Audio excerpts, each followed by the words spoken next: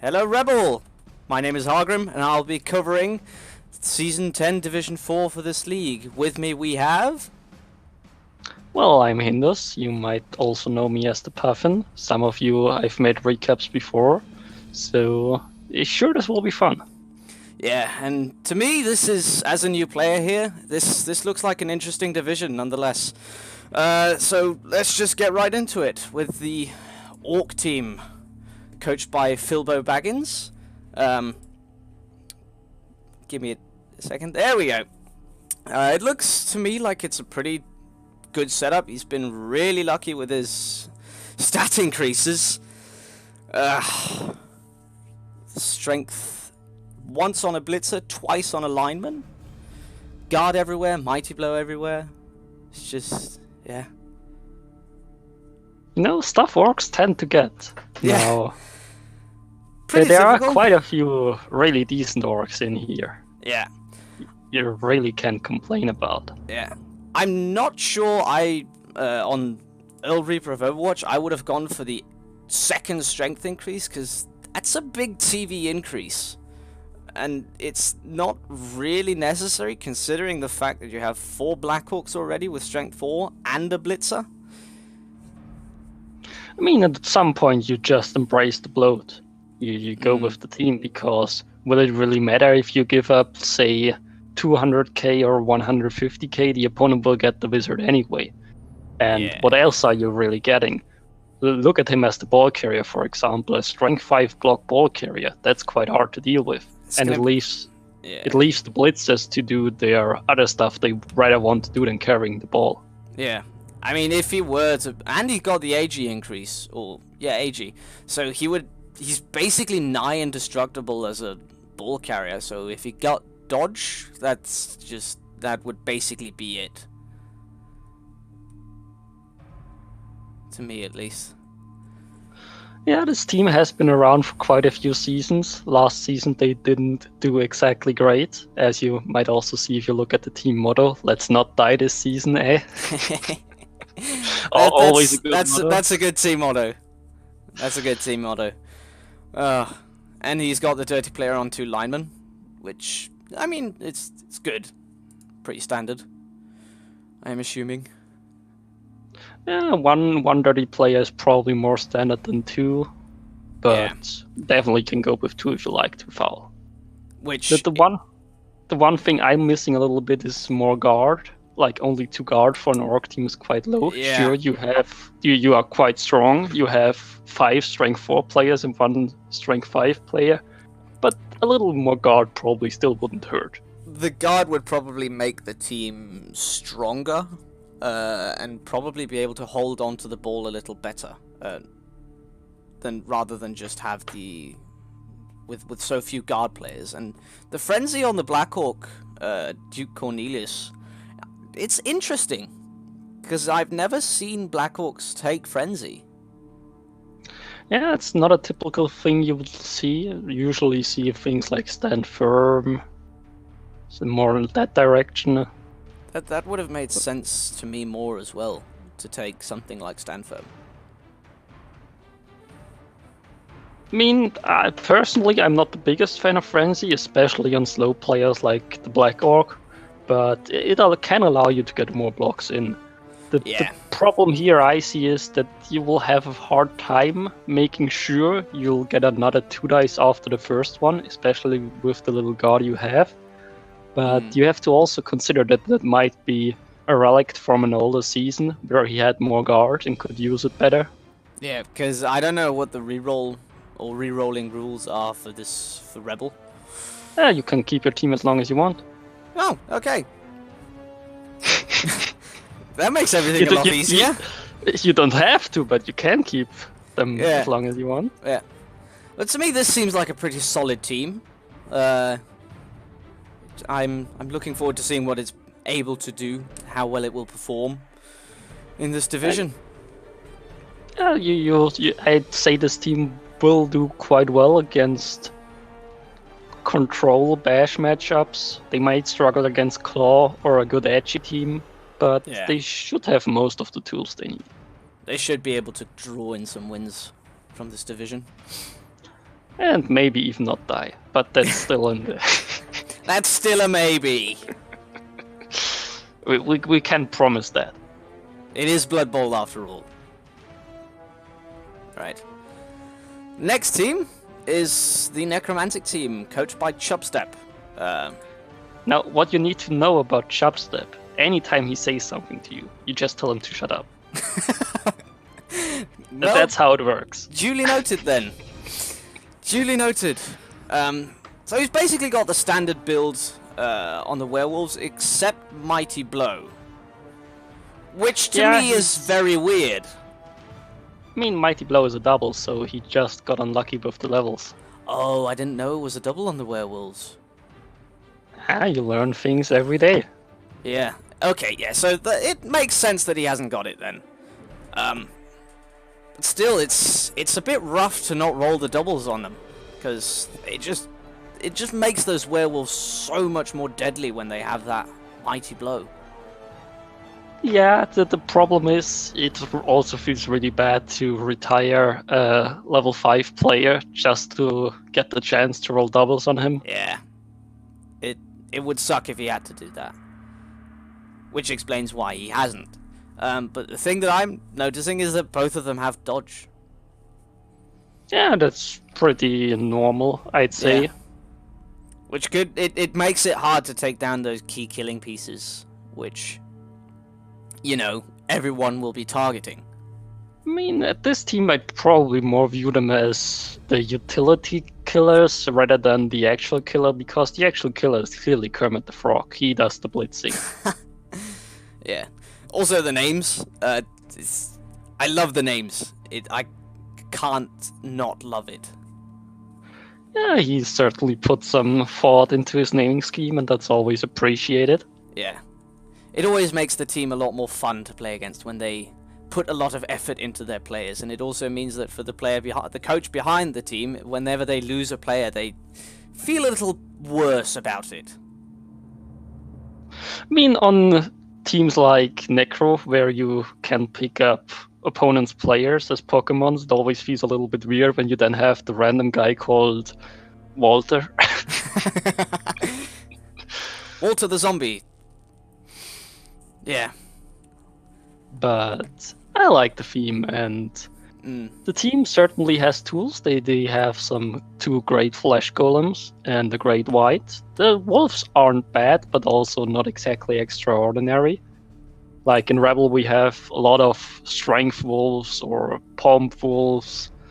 So compared to them, it seems a little bit lackluster, but it will still... I mean, the claw is still very dangerous for the bashy teams, so... Or at least the high AV teams, so they're gonna have to keep an eye out on those werewolves when playing against them.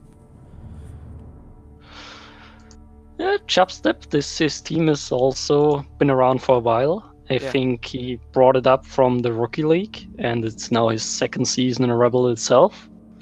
And let's see how he'll fare in this coming season. Yeah, we shall indeed. Next, we have the Skaven team, coached by Pinosaurus, the Ratskin Cracker Wreckers. And the motto is a bit orky, but I love it nonetheless.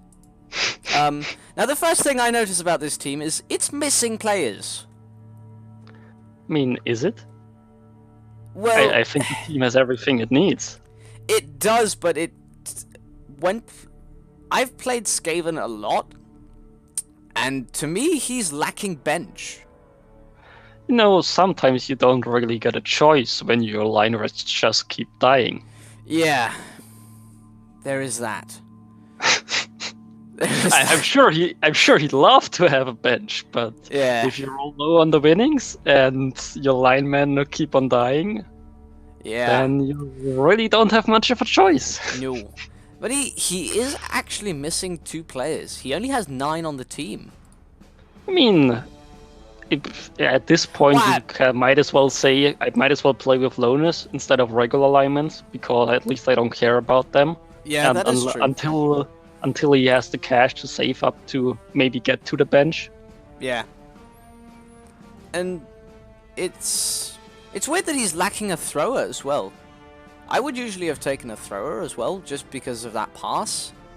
I know it might not be the best on Skaven, but it's still better than nothing in case he can pick up the ball and throw it to a gutter runner who's standing alone somewhere. I mean, he has an agility 5 runner, which should probably be able to take care of any offensive passing that needs to be done. So I wouldn't say the thrower is exactly needed on the team, especially when you consider once the opponent gets a few removals, you have already a lot of trouble keeping your positional safe. And then I might as well use an extra lone alignment instead of a thrower to put on the yellow S or to put in front of my good vermin. Like that's one of the problems Skaven has, that they have so many positionals and it gets really hard to keep them all alive or protected. Yeah. And of course there's the Storm Vermin with the Mighty Blow Claw. So he's rolled at least one double there. Which could prove to really bring the Skaven team up from losing a lot of players to maybe balancing it out a bit more. Yeah, there's a reason why this team did really well last season. They didn't quite make it into the playoffs, but they came close. And with some of the gutter runners and the vermins, you can really see why. Yeah. I would expect on the move 10 runner to see sprint sure feet development if he does manage to get that many SPPs on him. Because it makes it so much easier for him to do the one-turn touchdowns. Yeah, but that's also why we want him to die, because nobody likes natural one-turners. No one likes that. But it's still good at for the moment, team. at the moment, I can still live with him. He's only got movement. He still needs to push. There needs to be some skill involved instead of just rolling dice to score the one-turn touchdown. But once he gets the sprint, he deserves to die. It's as simple as that. Yes, and someone should be rewarded for killing this player if this gutter runner does develop to get sprint. Now, did you know about the bounty board? No. We have a bounty board in REBBL. You can go there and put an opponent's player or any player in REBBL on it, and you can say, hey, anybody that kills that player, I'll give you $5 for it.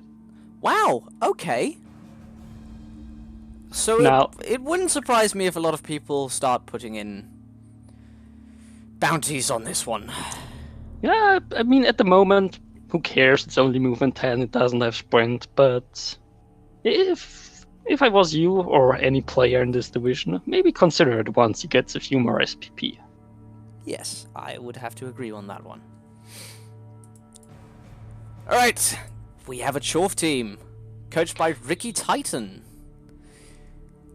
And I looked at this team earlier, and there was one thing that really, really surprised me, and that is block dodge on both Bull Centaurs. That scares me. Yeah, I can understand that this team scares you, but are you really too surprised about it? I mean, I haven't played against Chaos Dwarves a lot, but I know that Bull Centaurs are a pain in the ass. They are indeed. But to have two of them with dodge and break tackle, it really makes them dangerous. So why are you surprised about that he built them this way? I'm not surprised. It's just I'm not surprised in the slightest. I'm just scared for whoever meets this team. Yeah, it's really a scary looking Chorf team. They've got their claw pump killer as well, another claw piece, 2 strength up blockers. It's really disgusting.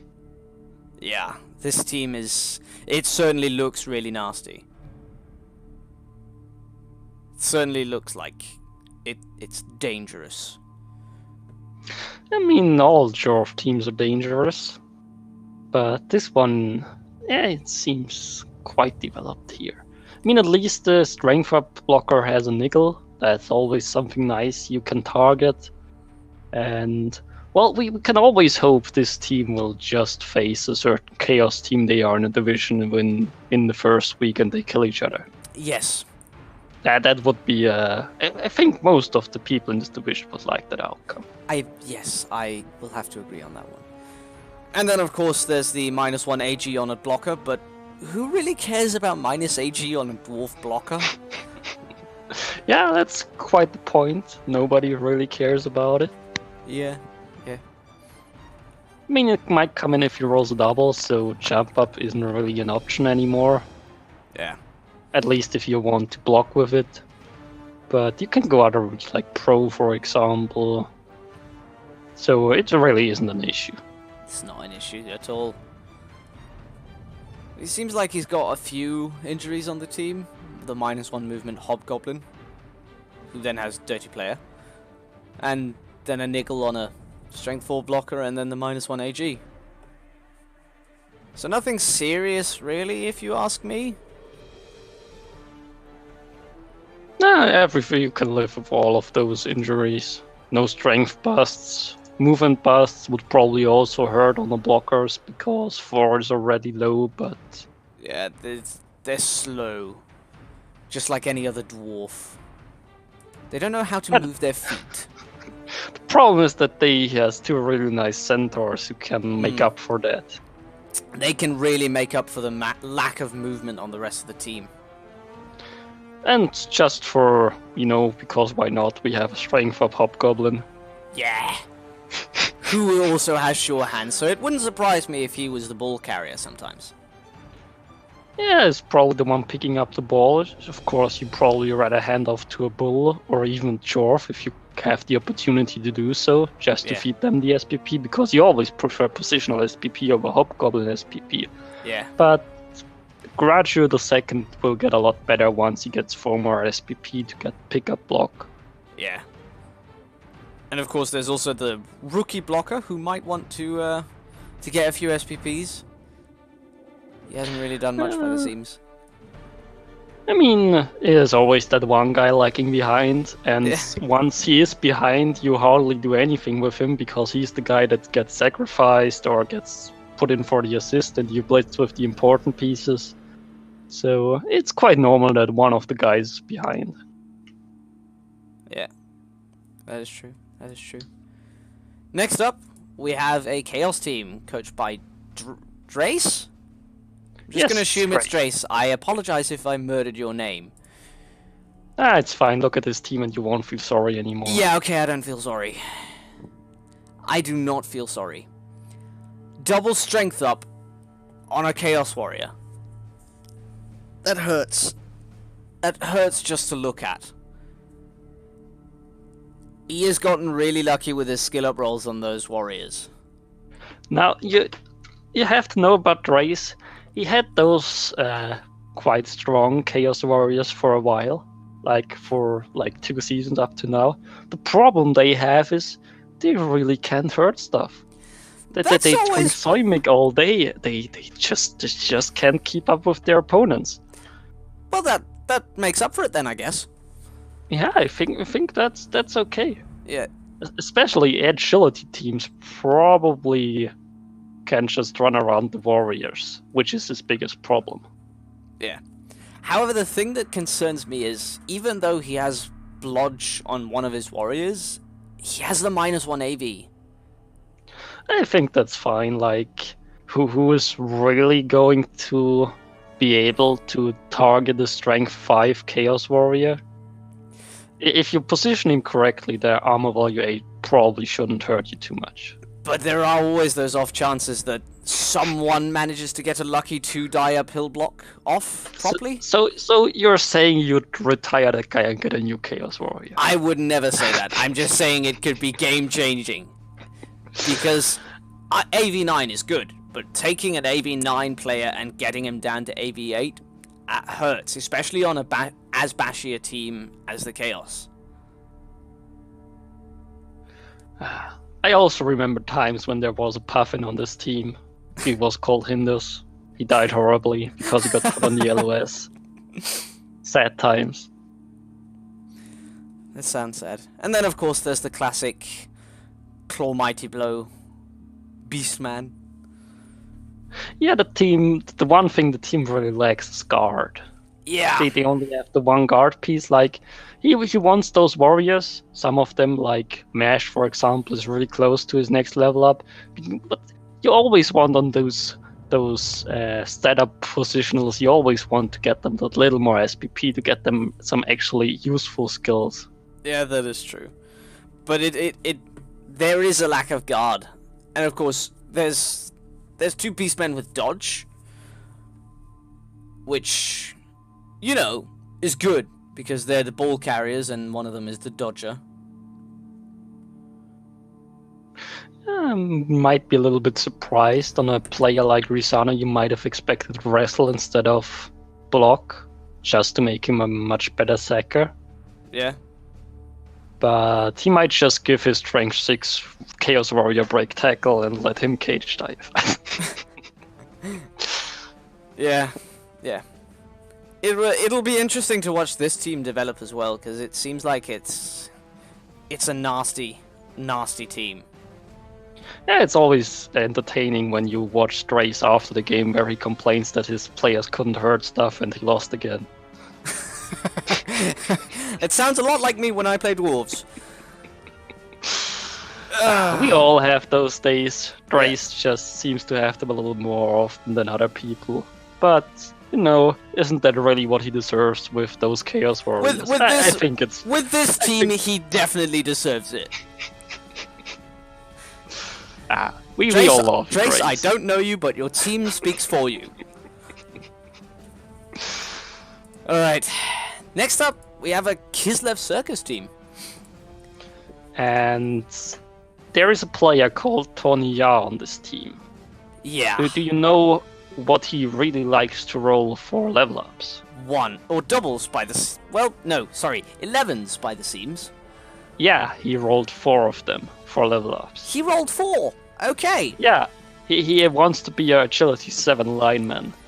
But sadly the game doesn't allow that, so now he's sad and he picked up Wrestle Tackle. Yeah. So he's definitely going to be he looks like he's a ball sacker, but... I wonder why he would take the double AG and then go for a sack player. I can think of other skills that might have been better to take. Something like dodge. You could also build him like in the guy that retrieves the ball, but for one, it's always tough to say no to a setup. Like, the player would have probably just been fine with Agility 4 if you build him into a sacker, because that's all you need to leap in with very long legs. Yeah. But I think it's fine. I haven't seen a lot of Kislev players before, so it'll be interesting to see how this team does and how well they fare in the league, or in this division rather. Yeah, I've covered Lynn Falkenberg in his first season, and the thing his team did was basically lose at least 1 player per game. Okay. Like, there was always a strength bust here, an armor bust there, then a few dead linemen. So he had a quite rough first season. I don't exactly know how he fared in the second season, but his team is looking not too shabby. It seems like he's done pretty well in the second season then. Yeah, I mean, we can always look at his record in the statistics. Overall, his record is 10-8-11, which isn't too shabby. It's not too bad. I'm a little bit surprised that both his Mighty Blow blitzes went with tackle. You might think he would go for piling on one of them, simply because it works really well with jump up. Yeah. I'd have to agree on that one. And he is missing a blitzer? I mean, you already only want the 4th blitzer once you've got the 2nd blitzer at least to level 3, because blitzers are really expensive, and this team is already sitting at 1,800 TV. If you compare it to the Chaos team, which was also 1,800 TV, he's really not looking that great player-wise compared. So that's why you have to be slow and careful with picking up positionals on Kislev. Yeah. And then, of course, there's Jean-Claude Van Damme at the bottom with block dirty player.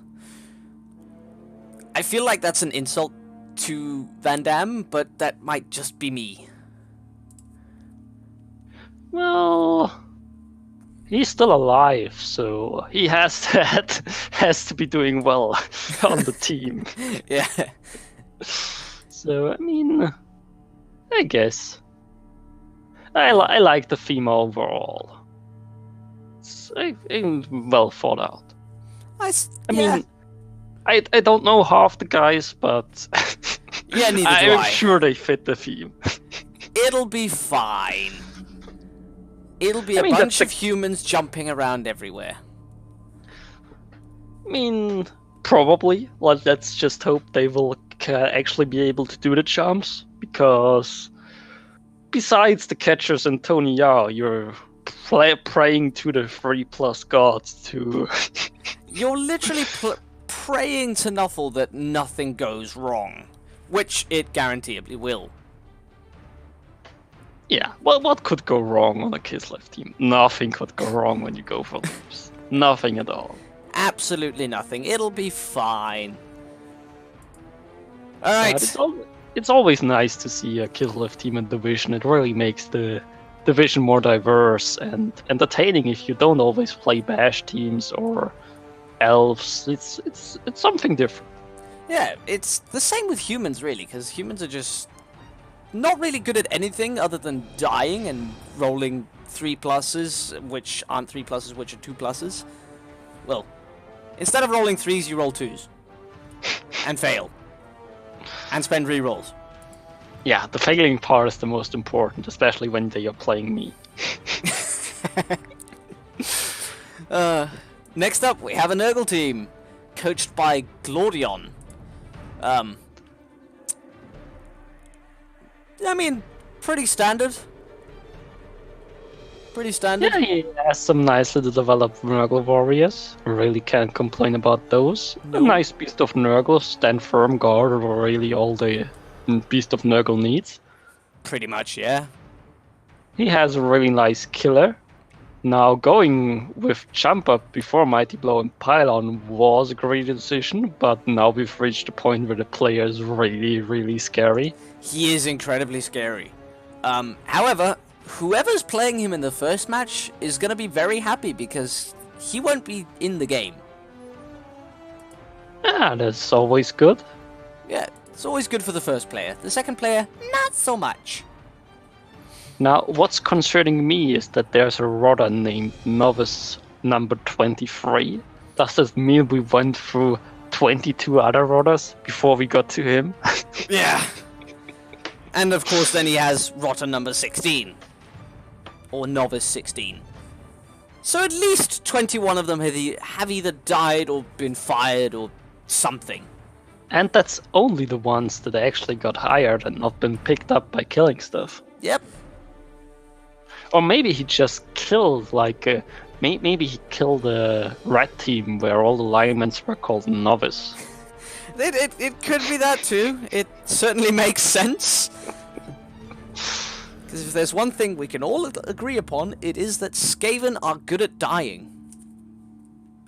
And then they make a nice sound when you kill them. Basically, what else are you supposed to do with them? They're not really good for much else, are they? I mean, otherwise they will just run around you, steal your ball, and make you sad. Yeah. Damn you, Skaven. And then, of course, there's a Rotter we have to keep our eye on. For unapparent reasons. I mean, he's from Pyro TJ's team. There are a lot of Juans on them. And, well, maybe the Nurgle player took a little too much interest into the player and decided to keep him. I mean, yeah, okay, I guess. So, yeah. But again, the Nurgle team that's also missing guard. I really sense a theme here for this division. It's the no guard division. I mean, it's weird that a lot of Bash teams haven't taken a lot of guard in this division. I would have taken guard literally everywhere on this team if I could. I mean, I probably at least would have taken it instead of Mighty Blow on the second warrior. Now you can be greedy and go for the kill skills after block just to develop them faster. Yeah. But if you would want to compete now, I think guard there would have, for example, been more useful than the Mighty Blow. Yeah. But I mean, if he goes for the killing on all 4 warriors, it shouldn't really be that big of a problem with the guard, because he'll just he should hopefully just remove enough players. Now you see, that's one of the problems when you go with all kill steals and don't get the killing done. What do? Then you're screwed. Like I could very well see him pick guard on the other 2 Nurgle warriors who are still level 2, and then the team is really, really good for bash. He will still struggle against the Elfie teams if he can kill them, but I think we all know that elves just like jumping around, stealing the ball here and there, and then just running off again. Which is what they're very good at. If you can reach them. Yeah, that's a problem. Yeah, that's the big problem. Next up, we have a Norse team. Coached by dwarves with no armor value. Yeah. Coached by Deadman78. Now, there is a skill up on a Berserker that is missing. I don't know enough about the Norse team to even predict what he would go for. I could very well see him go with maybe Stand Firm. It would go well with the guard. It would make him a better surf threat. I could also see maybe another pylon if he wants to, but I don't think he needs more killing skills on the team for the moment. He's pretty much covered on that point. And of course, there's the Yeti with guard block Stand Firm. That block is going to really help out that Yeti. Yeah, it's always good to get a block on the big guy.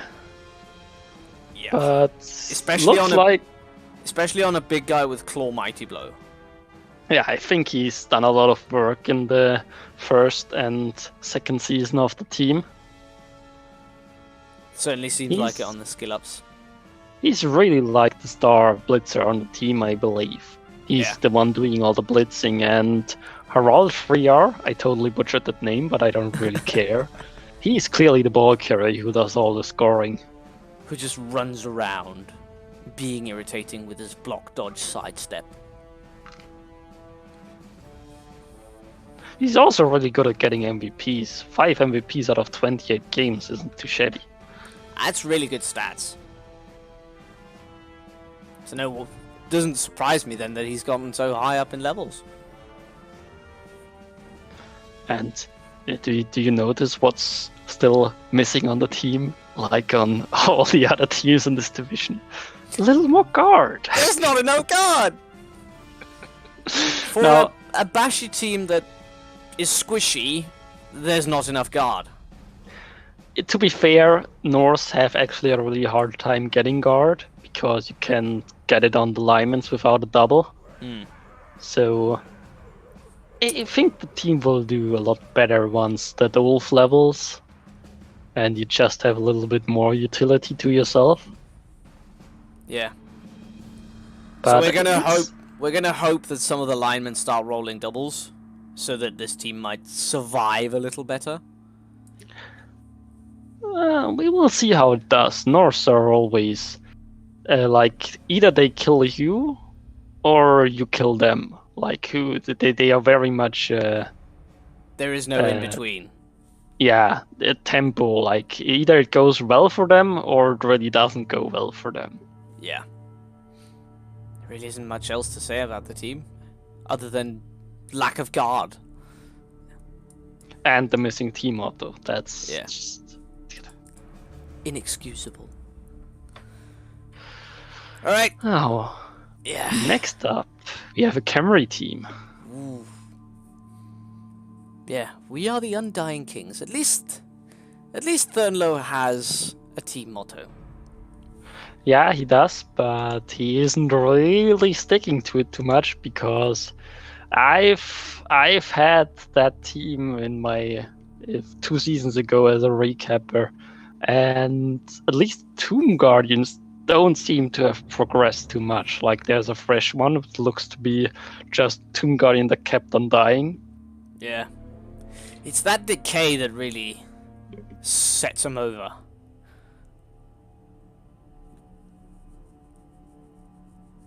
I mean, this team has a little more guard than the others. It has 3 guard players rather than 2. Yeah, it's probably that will make it a lot easier for the Camry team to actually compete since they are out strengthening most of the teams and probably can win the bash, the brawl in the center of the pitch. Yeah. The problem is they don't really have a great killer. Sure, they have a Mighty Blow Blitzerer, but they don't have like that palm tackle guy with jump up.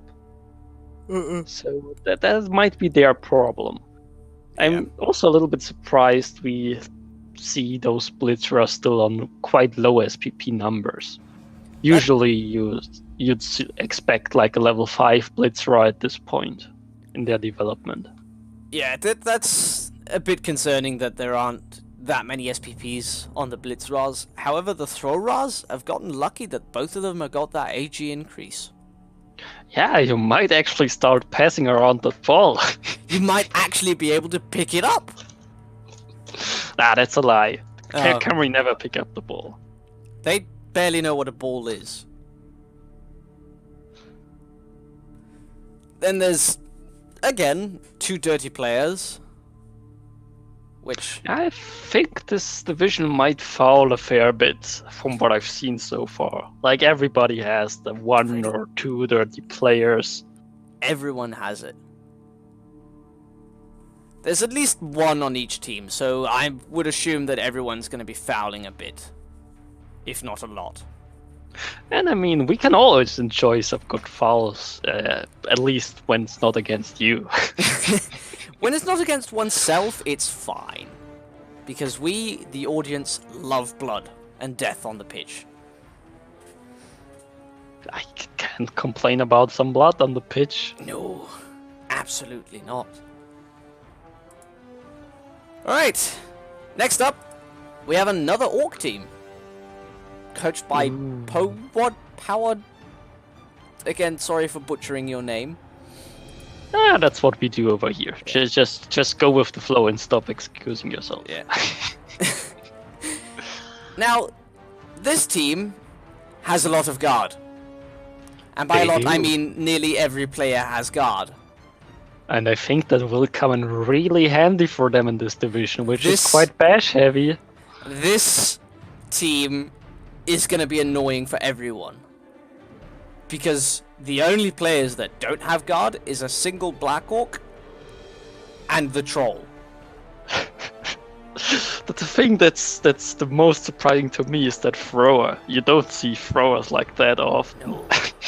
It's a bit of a weird build for the thrower. But, yeah. I mean, it works, except there's no block on him. Yeah, if it was like block instead of kickoff return, that would have made him a bit better. Expect. Yeah. That would have made him a bit better. And then then there's a niggling injury on one of the blitzers. On the Star Blitzer. Yeah, that has been here for, I believe, 2 seasons. Because 2 seasons ago, I was with him in the division. And it was good fun playing against him. I won, of course, but who would remember him about that? Yeah, we shall not remember him for his loss. We shall remember him for the fact that he, as the probably only player in this division, has a lot of guard.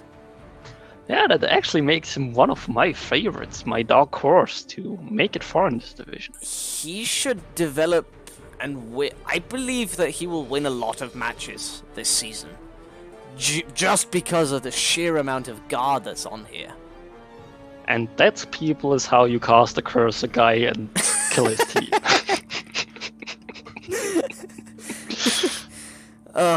It'll be interesting to see how this team develops and how well they fare. How well they do against a lot of the other bashy teams. Because this division just seems to be bashy as hell. It is. Not a lot of elves. I'm glad I'm not in it. No. Next up is a team that will probably not be too keen on facing like Chaos and Nurgle because they are lizards. Lot of squishy players here. But they have guard. They Now have... you have four to guard know. players. Gemini Rick is actually he's come up from the rookie league, and in his college season I was his mentor, and he very well picked up my mantra of going with a lot of guard on sources, and you know he's done well for himself. He actually won the minors last season, made it into the playoffs. Sadly, he didn't go far, but he has a great team here. He has an agility skink, movement skink, block skink, and he has 6 really good-looking Soros. I mean, they've all got block, so that's pretty useful. Yeah, they have block, they have guard, he has the mighty blow piece, he has 2 break tackle pieces, which will be really useful. Especially with that AG1. Especially with that AG1, that break tackle's going to make a big difference. Yeah, it allows you to reposition them, especially like a guard piece you can reposition with a 2+ is really amazing in the brawls. Yeah. And I want to comment on the names for a second. So first off, the Croxagore student loans. Just the name in itself is scary. Well, we here in Europe, student loans aren't the biggest problem, I'd say, at least here in Germany. Yeah, but Americans probably fear that Crocs for their life. Yeah, and here in Denmark, we don't know what student loans are because everything is free. Secondly, all of the skinks, pretty much everything has run in it, except for Benedone Cumbersling. So, well, I mean, it's good fun.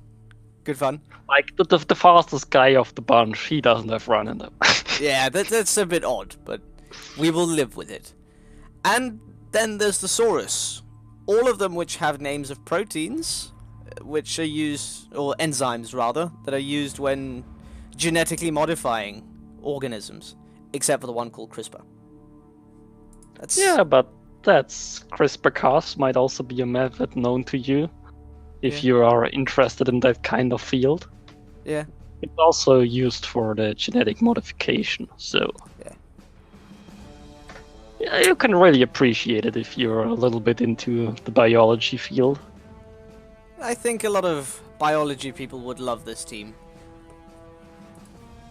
I mean, I guess that depends on their attitude towards genetically engineering stuff, but that's probably a topic for a different time and place. Yes, we will not discuss this here in REBBL, we only discuss Blood and Blood Bowl.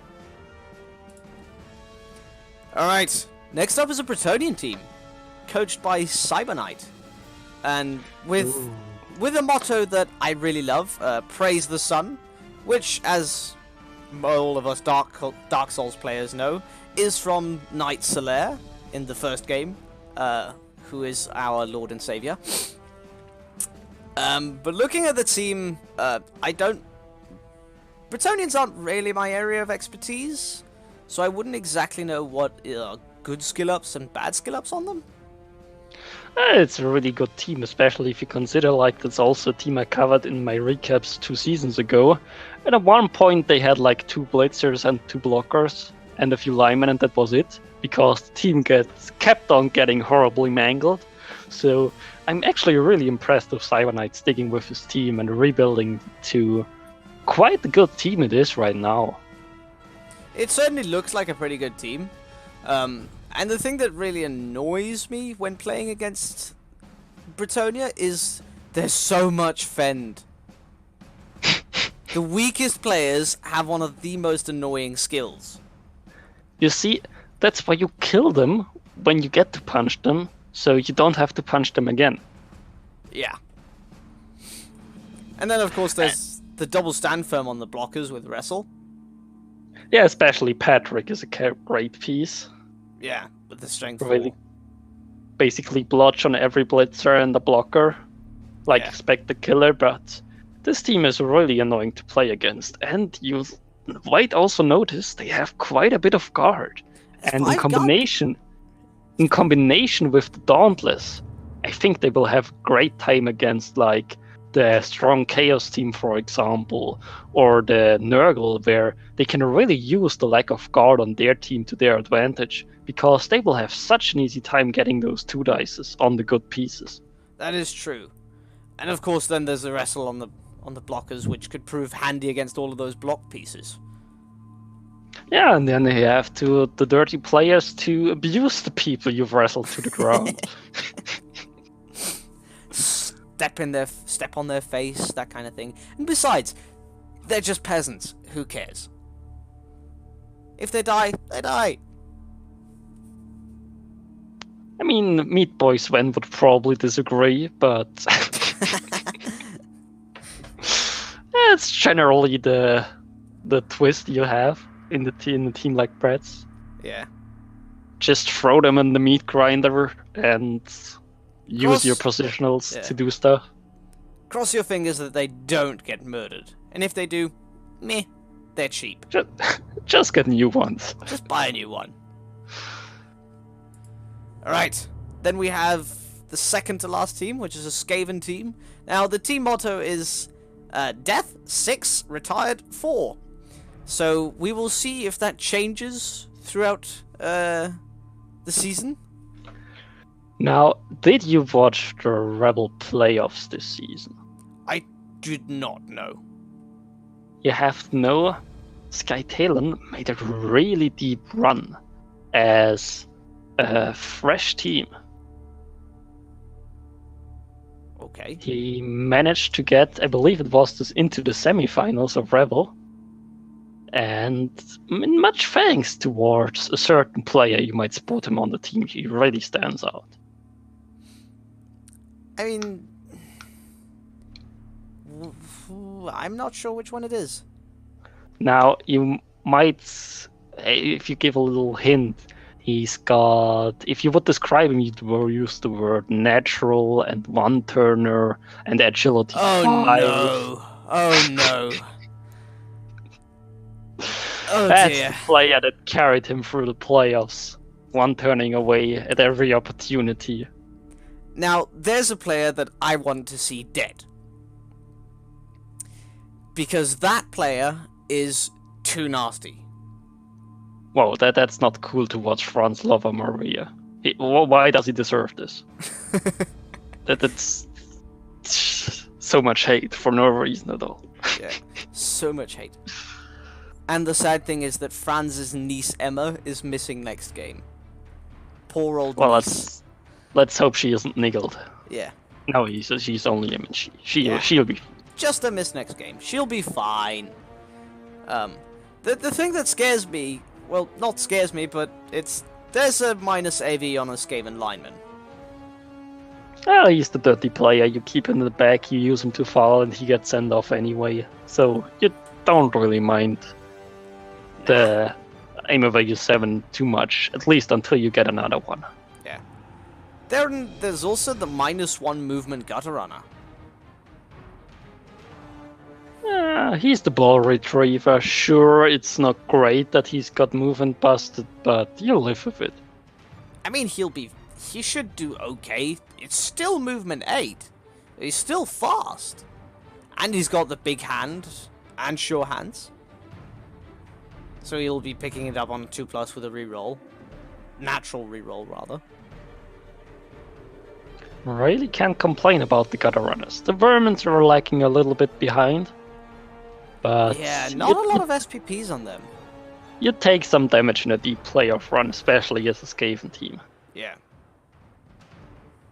So, I wouldn't be surprised to see this team do really well, especially with that movement 10 AG sprint sure feet. Gutter runner. Yeah, it will really depend on if he can keep it alive against all the bash, because he will have a big target on his head. Yeah. He might as well just paint a big X all over himself. But I think this Skaven team will have a hard time just playing in this division with so many bash teams. Well, we will certainly find out how it goes. Yeah.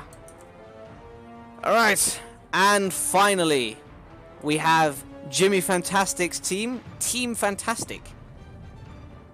Now... don't remind me about this team. He was in my division last time. Flapheart is just disgusting. There are 5 stat increases on this team. All of them on Beastmen. And somehow, I don't understand how his team value has skyrocketed so much. I mean, one part is the bank. Oh, he has 330,000 there. And the other part, well, it turns out stat-ups aren't exactly cheap. But I think you'll take that for 7 Chaos Warriors. I think that's a good deal. Yeah. Wouldn't you say? I would have to say, yeah, that's a pretty good deal. He has more guard than the average of the division. He has 2 good killers. And then he has 1 decent killer. Yeah. I really can't complain about the team. I'm certainly happy that I no longer have to face him. Like, somehow I even managed to win the game against him without any damage. That's still not sure how. That's lucky. Yeah, I'd say so too. Now the thing that I see as lacking is there's no sure hands. There's no 2 arms. He lacks a bit of ball carrying potential. Now, you see, the reason for that is if you get a ball carrier, that guy will take up all the SPP. Now, when you look at the team right now, anybody has the same chance of picking up the ball, which will naturally lead to a much more equal distribution of SPP, which is, for the long run, a really good thing to have. Sure, it will hurt you in the short term, because it will get harder to actually win the game, but in the long run, it leads to a much more equal distribution of the TV and more players with actual skills. That is true, but I still really like having that first of all, anti-strip ball. Secondly, whoever gets the 2 arms sure hands could still hand off to whoever needs the SPPs. Yeah, I could still very well see him develop murder, death, kill into his ball carrier. He was also probably waiting for a Beastman to pick up an extra agility. He could also just use Rock Hard for Gore as his ball carrier. Strength 4 ball carriers are never bad. So he really has the choice of who he wants to use as his ball carrier. Yeah. It'll be interesting to see how well Jimmy Fantastic does. I mean, he had a good first season. The second season wasn't the greatest, and then he had to sit out at the end because of personal issues.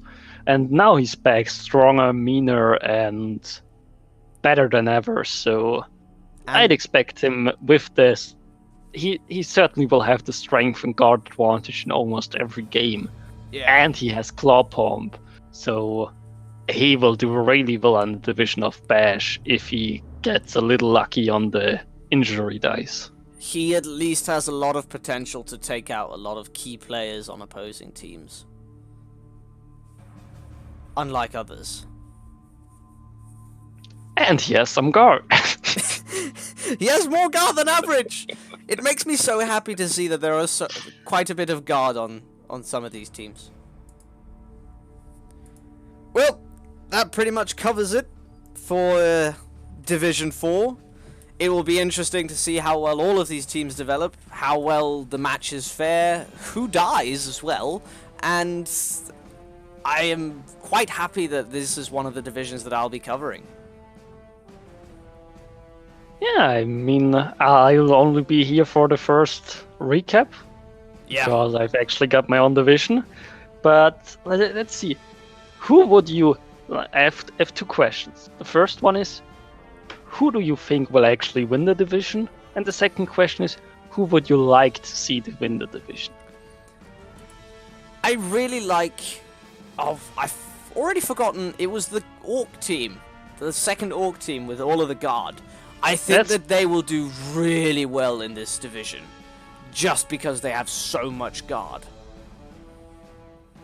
But I'm not I would often put my money on the Skaven teams, because they are super annoying to play against. But because this is a bashy division, I would have to put my money on actually either Jimmy Fantastic's team or the Badlands Fairies, coached by Powered. That's where I would put my money. And who would you want to win if it's not about the money? Yes, I'm asking you to pick a favorite child. That's always a good start to a season of recap. Yeah. Just so I can put in a lot of bias into my weekly recaps. I would say that I want the Khemri team to win. Just because I feel like Khemri is a very underpowered team. They have a really hard time doing a lot of things. They have a hard time moving around the pitch. They have a hard time picking up the ball. They have not a lot of movement. And looking at just the team, just because there's above average guard, but there's still not a lot of development on the team, I would want to see this Khemri team fare really well in the season. Okay, guys, so now you all know who you need to beat up to make your recap a sad. So, happy hunting! Yeah, happy hunting, guys! So that was basically it for Division 4. And I hope you all enjoy your games, and I'll be looking forward to doing the recaps. This has been Hargrim with the Puffin. Yeah, the Puffin. I'll be gone next week, so ignore me. Yes. We will ignore you for now. But I might be able to see if I can get some other co-hosts, maybe from within the division, to assist me in talking about this week's matches. If anyone wants to join, just hit him up with a PM. I'm sure he will be happy to bring you on. Absolutely. Unless you're Grace. But... Yes. No, we even take on Grace, if he can make it work. If he can. So, I guess that was it. Thank you all for watching. And have a great first week. Yeah.